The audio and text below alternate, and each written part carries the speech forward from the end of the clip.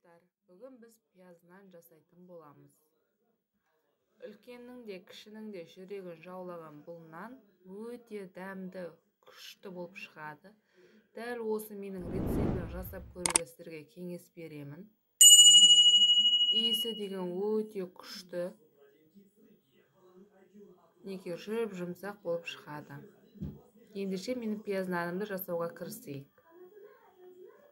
Бірінші ұнымызды електен өткізіп аламыз. Үстіне жарты шай қасық дрожж қосамыз. Жылы суымызға жарты қасық тұзды қосып араластырып аламыз. Яғни біздің тұзымыз ол еруі қажет. Үстіне ұнымыздың үстіне суымызды қойып, жақсылап қамыр илеп аламыз. Бірінші мен қасықпен көмегімен араластырып алдым. Онан кейін қолыммен қамыр илеп шықтым.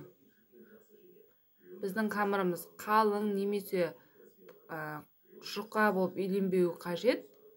Орташа көлемде илеп аламыз. Жақсылап иленген қамырымызды 10 минут бетін жауып, тындырып қоямыз. Яғни біздің қамырымыз үйуі қануы қажет. Жайылғанда өте жақсы жайылады. Енді салмамызды дайындаймыз. Мен жуа мен укропты қостым. Укроптың орнына көк жуа қоссаңыздар да болады. Үстіне тұз, бұрышын сеуіп, жақсылап араластырып аламыз. Енді үйуі қанған қамырымызды жая бастаймыз. Менде дәл осы күлшеден 2 пияз нан шықты. Қамырымызды жақсылап жайып, үстіне ерітілген сары майымызды жағамыз. Бұл жерде сары май бүкіл жерге жағылып шығуы керек. Әсіресе шеттеріне аса мән беріңіздер. Барлық жеріне сары майымыз жағылу қажет.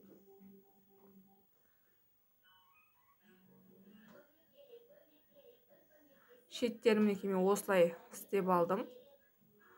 Үстіне салмамызды салып, менде үлкен бір күлше болғаннан кейін ортасынан осылай кесіп 2 пияздан жасадым.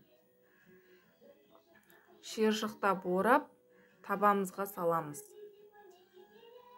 Достар, егер менің каналыма тіркелмеген болсаңыздар, тіркеле кетіңіздер. Сіздерді алда неше түрлі рецептермен бөлісетін боламын. Табамызға салып, үстін сәл басып жібереміз. Яғни біздің жуамыз ол шығып кетпейтіндей қылып, жайлап басамыз. Үстіне жұмыртқаны жағып, мак күнжіт себеміз. Мен біреуіне ғана мак септім, екіншісіне ештеңе сепкен жоқпын. Тек жұмыртқаның сарысын ғана жақтым. Қызып тұрған пеште 200 градуста 25-30 минутта пісіріп аламыз. Менің пешімде осындай градуста пісіп шықты. Өз пештеріңізді қарап тұрыңыздар.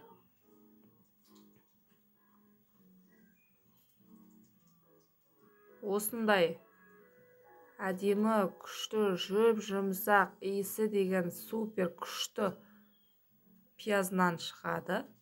Жасап көріңіздер.